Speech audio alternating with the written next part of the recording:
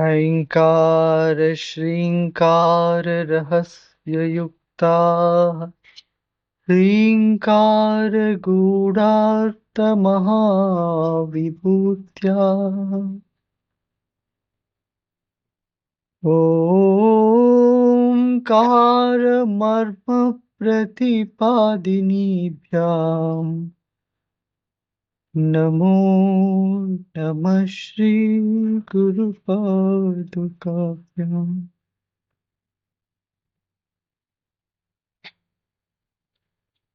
ॐ नमः प्रणवार्थाय शुद्धज्ञानैकमूर्तये निर्मलाय प्रशान्ताय दक्षिणामूर्तये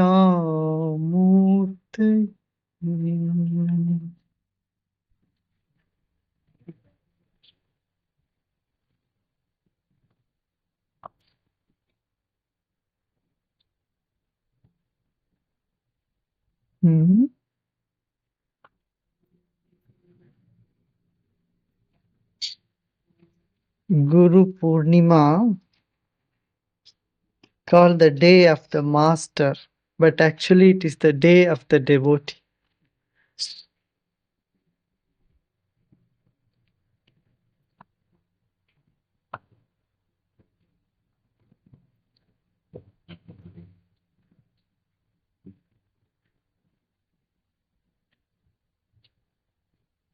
A student goes to a teacher and learns something.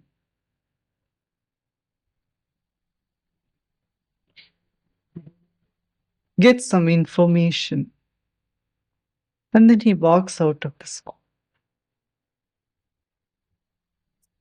There is no more information, just like looking at a guidebook, like a tourist guide. You go with a tourist guide to see a place, the guide shows all the places, or like a traffic police. Sometimes he directs you, or a gas station, you go and ask someone, where is what? And they'll give you some information. You take it and you say one thank you, and there it is finished. Isn't it? You went to primary school, middle school, and whatever you grade you call it, grades of school, secondary school. You collected information. You learnt about mic, you learnt about computers, learnt about mathematics, learnt how 2 plus 1 is 3.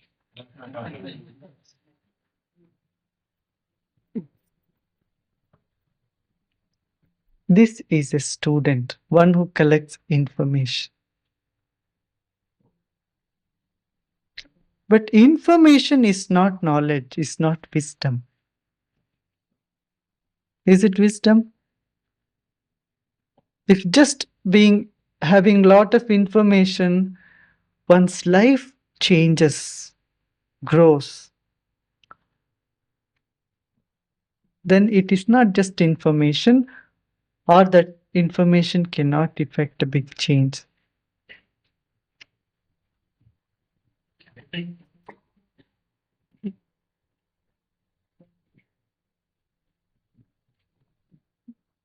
आइए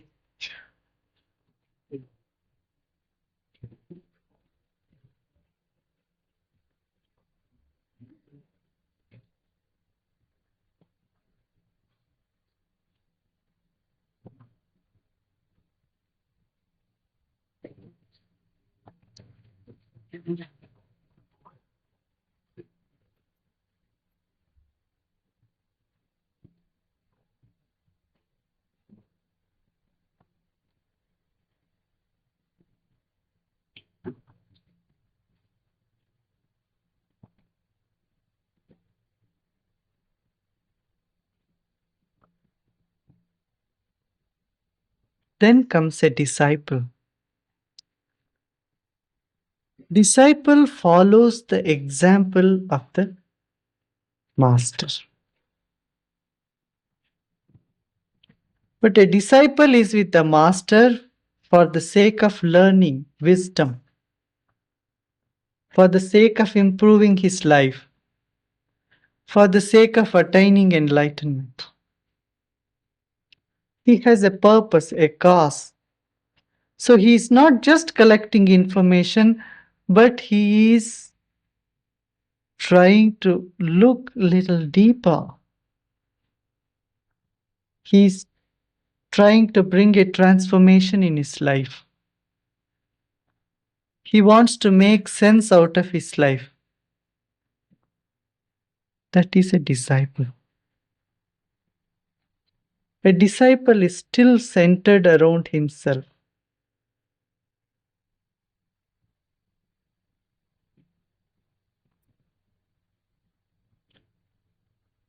So disciples take some time of their own according to their capacity. They grow and one day they may get enlightened.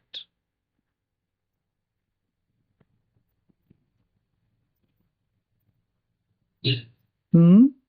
And then there is devotee. A devotee is not there even for wisdom. He is simply rejoicing in love. He has fallen in deep love with the Master, with the infinity, with God. He doesn't care whether he gets enlightened or not. He doesn't care whether he learns a lot of knowledge or wisdom or not.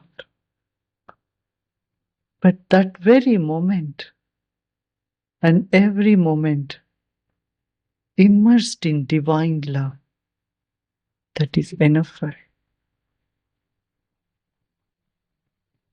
or her.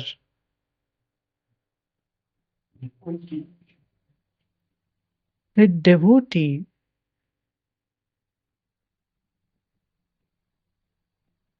is very rare to find.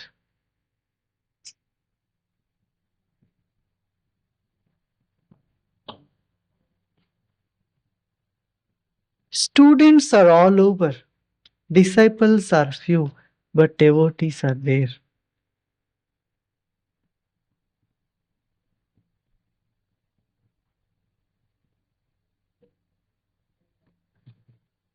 It's nothing great to become God or be God. Whether you want or not, all are already gods. A stone is also God, you are also God, everything is God. There is nothing great in wanting to become God. God is already there, but it is great to become a devotee.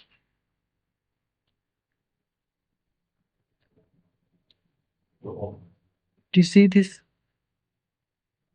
Everything, whether you want or not, is already God. But the love, devotion has flowered somewhere where the devotion has flowered totally. The flower has bloomed. That is devotion, that devotee.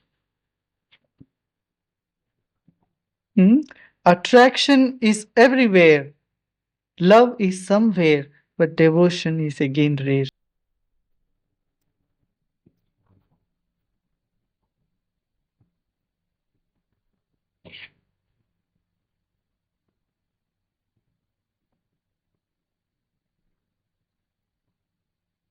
Devotion is very beautiful.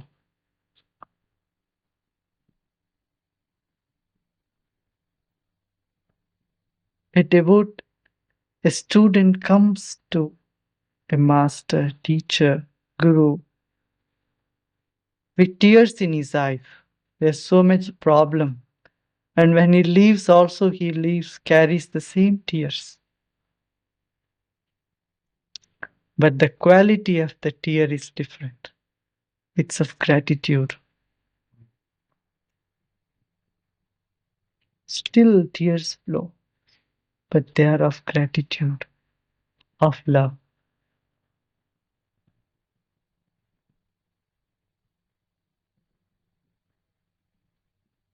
It is so beautiful to cry in love. One has cried even once in love, they know the taste of it. What is surrender? What is devotion?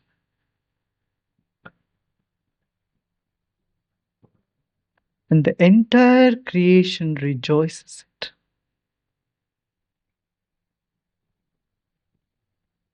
The entire creation is longing for one thing, a transformed tears. From a salty tear to a sweet tears.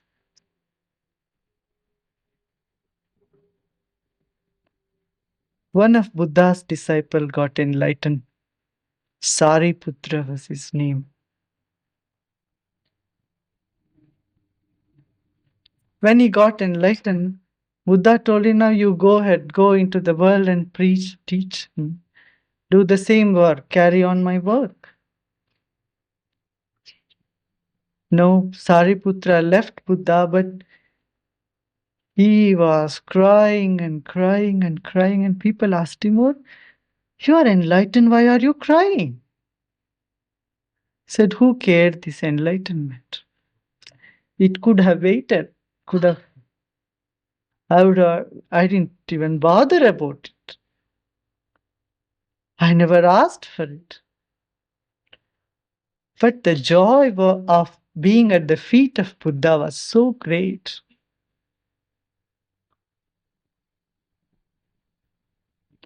Being a devotee was so great. I said, no, I am missing this.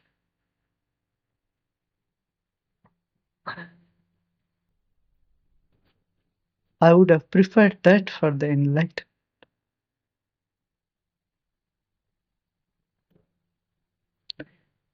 There is no separation. There is no difference. There is no distance. Yet, it has a different flavor, different joy.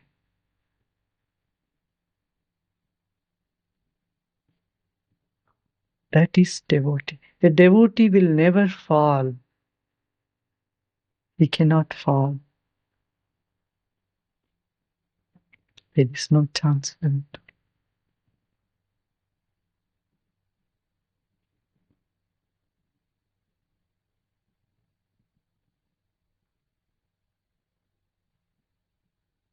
Hmm? When Krishna was leaving his body, he spoke to Uddhava. The last Gita he spoke. And Krishna tells to Uddhava with tears in his eyes. Tears are rolling out of Krishna's eyes. He says, these gopis, they are so beautiful. He says, I can't stand the amount of devotion they have.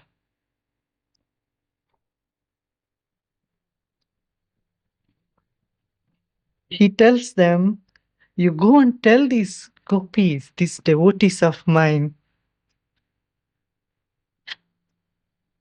that only they can free me of their gratitude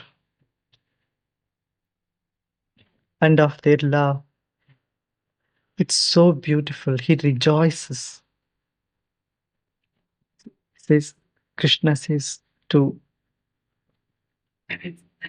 Uddhava, go and tell them that is the glory of devotees. He says, I am not in heaven. I am not in temples. But where my devotees sing, I am right there.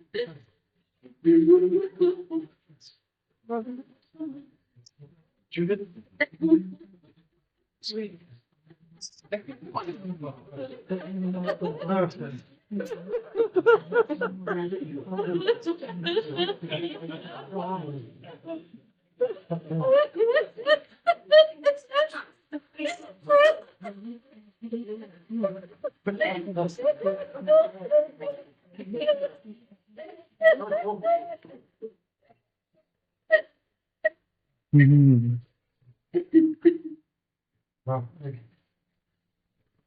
So devotion is something that can move even rocks.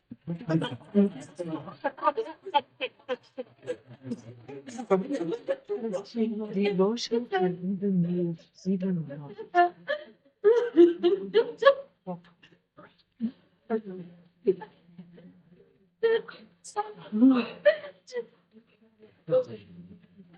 There was a Zen teacher. Zen is Buddhism always says evenness, be very even.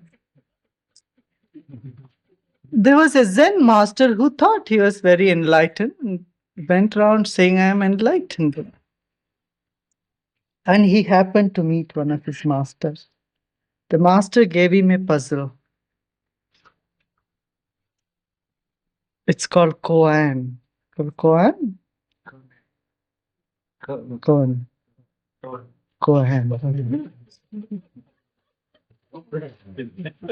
And the koan was the statue has eyes.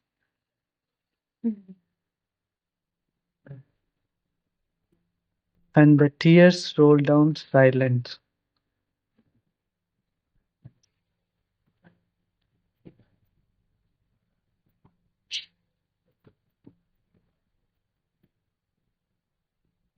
Hearing this, the Zen master was shaken. Said there is some depth in it. That love is something that even divine rejoices in it. The infinity longs for you as much as you long.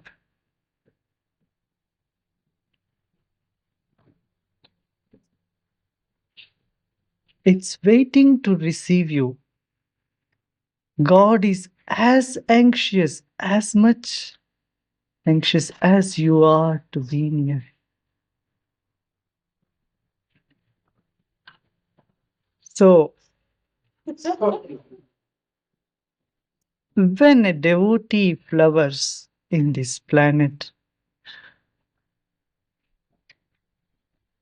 God is so happy.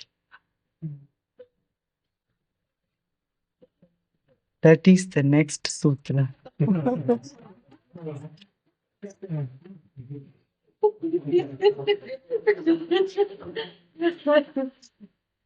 Tat prapya. Attaining that, attaining divine love, one sees love everywhere, all over. Only that is seeing. I am not seeing. Tat prapya tadeva pashyati. Wherever one sees the divine. In whatever one perceives divine. tat prapya tadeva pashyati.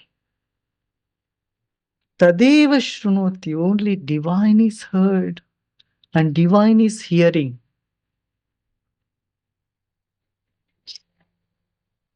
Some of you have noticed when you are saying something or teaching something, talking something, especially about something that is valuable, worth, love, and wisdom, you see that you are not speaking something else, is Sadguru is speaking through you.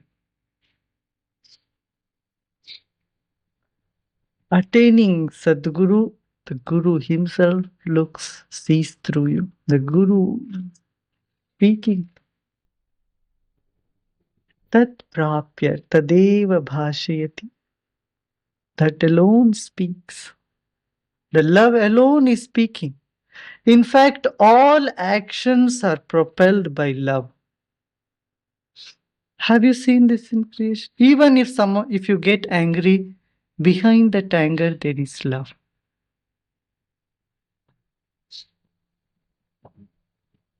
Isn't it?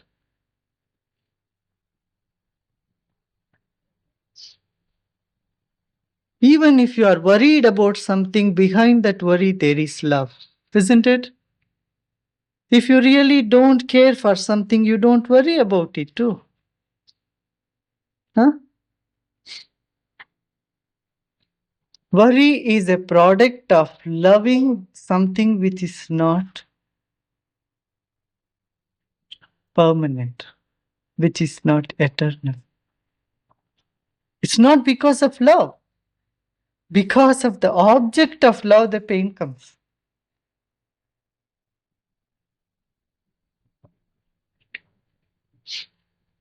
See that? But behind every action, there is love. That prapya, attaining that wonderful divine love, only that looks through, hears through, speaks through. Only that is heard, that is spoken, that is seen all over the creation. Isn't that beautiful sutra? Hmm? Tat prapya tadeva drishyati tadeva bhashi tadeva shrunoti.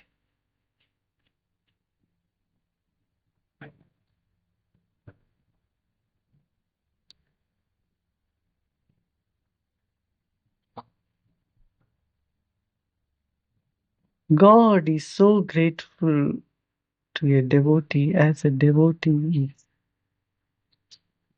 the supreme.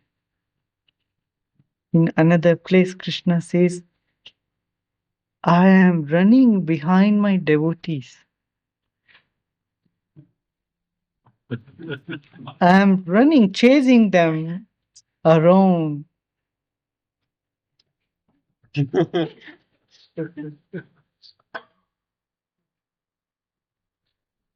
He says, because they are rejoicing in the divine love.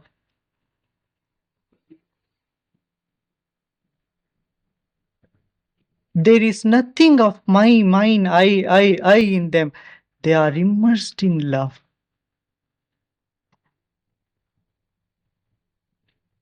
They are not caring for anything but being in love. Nothing matters to them.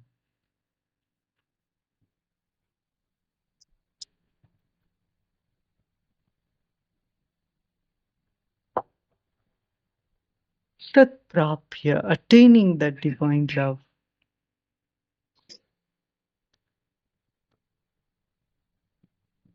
There is full centeredness. See, everything follows divine love.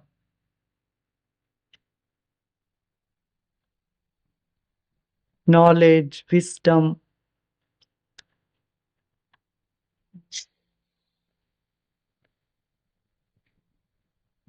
that is surrender, value surrender. All the fears drop away. Fear is lack of love.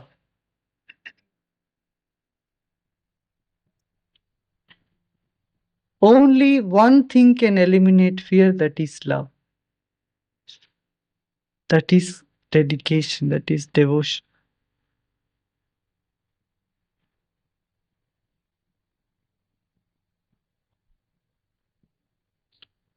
Now the next sutra, Gauni Tridha Guna Bedat Arthadi Bedatva. Little longer sutra. There are three types of secondary love. We were talking about the divine love, the supreme love. Now they say there are three types of secondary love. The secondary love is of course useful in some way. What are the three types of secondary love? Hmm? Attraction, respect.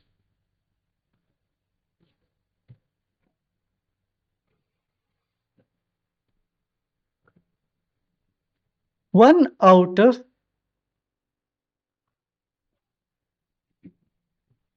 tamasic gun. Tamsi, tamogun. Tamogun means one out of a state of stressfulness.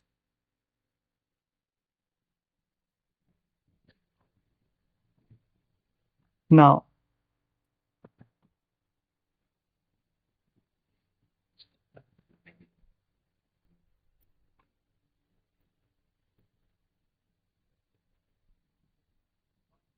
you are friends with somebody because you have a common enemy.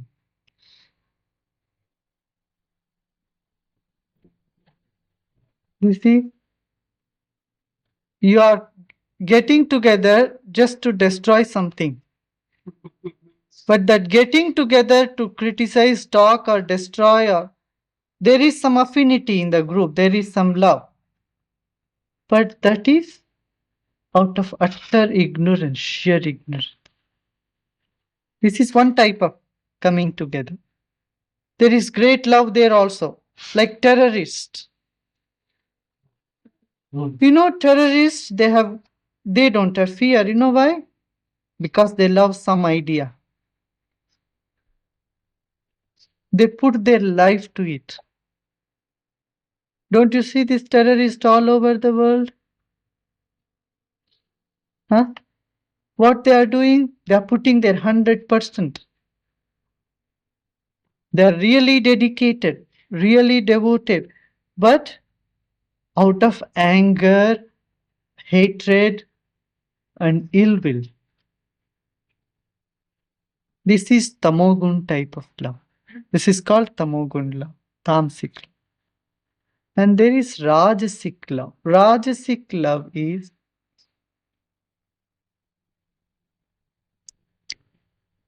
out of restlessness, out of loneliness, out of impatience, out of lust.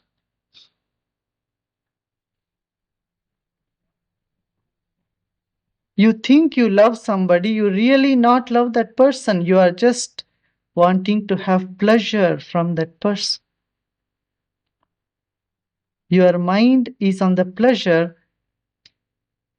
After a while, that dies out. When the attraction dies out, your love disappears.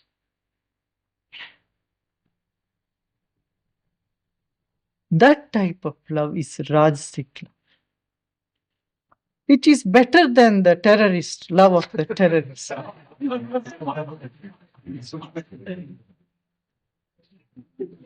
There is some amount of selfishness. It is an animalistic love. Do you see animals? They come together when they get attracted, and that is it. Dogs come together, and that is it. Animals come together. The whole creation breeds.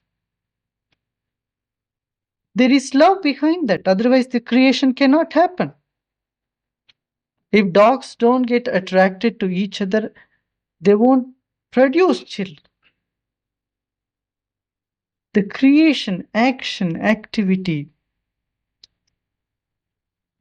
Behind that, there is love. Definite. It's natural love.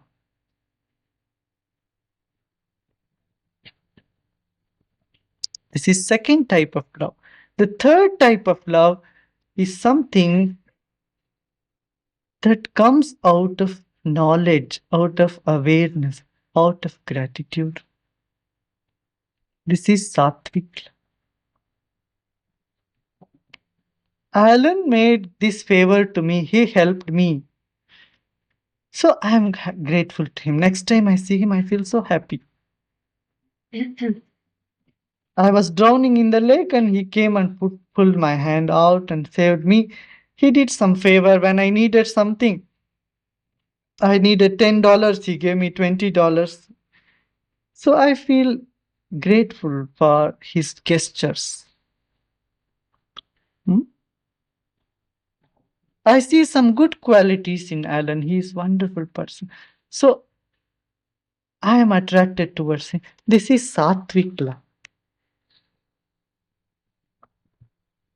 Hmm?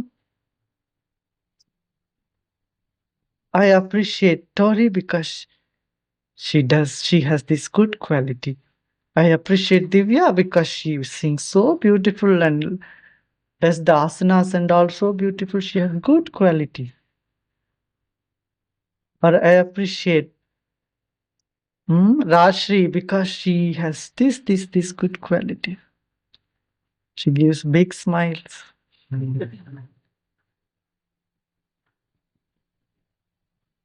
Then there is a cause, there is a reason, there is something hooked to the love. This is sattvic love. See, it's called sattvic love. But these three are secondary love. And who gets into these three stages? And three type of people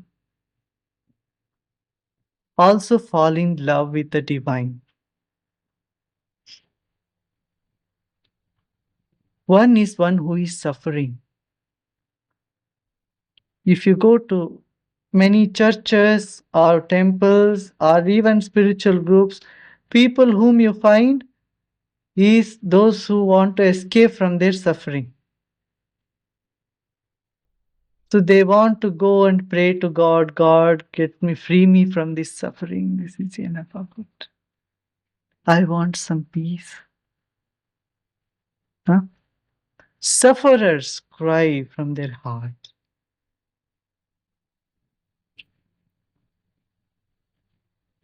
And then people who want something more, not necessarily they are suffering, but they want something, enlightenment or XYZ, something, want to find the meaning. This is second type of love. Some they want something. People with desires, people with suffering, people with desires, and third is people of inquiry. People who is amazed, who is seekers, who search that there must be something more. Just this world is not the end.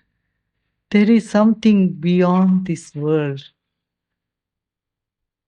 So one who is searching the meaning of life, meaning of the world, the secret of the world, is the third category. The first is one who is suffering, wants a relief from. Say something. Suffering. And then those who are desirous of something, attaining something, either wealth or enlightenment or something, who wants something, wanting people. Second type, who pray. The third is one who is seeking, wants to know. He's not wanting enlightenment, he's not just curious. Want to find the meaning of life, what is next, what will happen, what is about this universe. These three type of love with these three type of people are secondary love.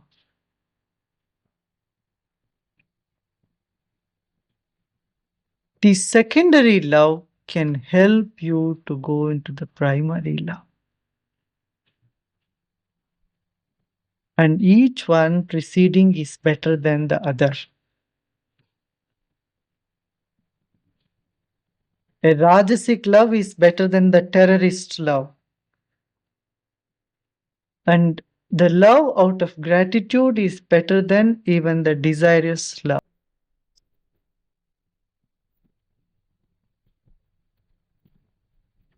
Hmm?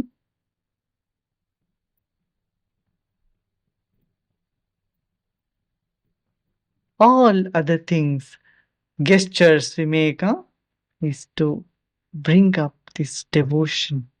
Love to mature as devotion. This we have seen.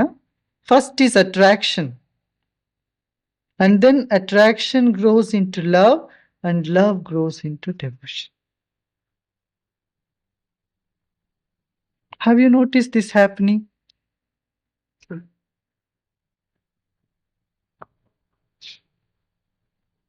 You are attracted to a dog or a bird, you bring it home, then you start loving it so much. If that love to even the animal turns into a devotion,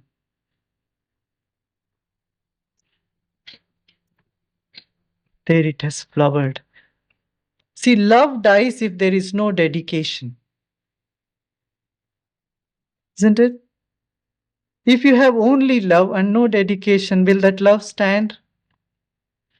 Huh? No. When that love becomes dedication, dedication becomes devotion.